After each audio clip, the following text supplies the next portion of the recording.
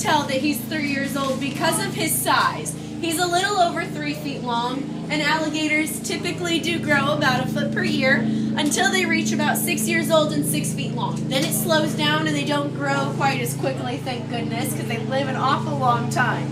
Now, he is from Gatorland, which is a theme park in Orlando. You've probably heard of it before.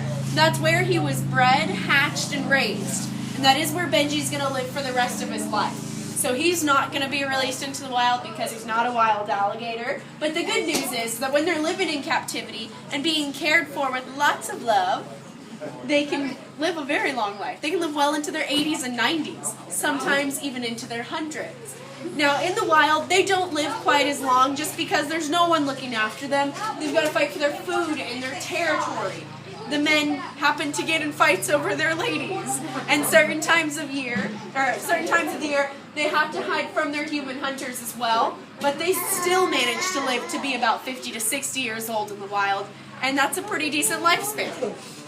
Now, being that my Benji is male, that means someday he's going to be pretty big. They're usually somewhere between 12 and 15 feet long, and they can weigh over 1,000 pounds easily.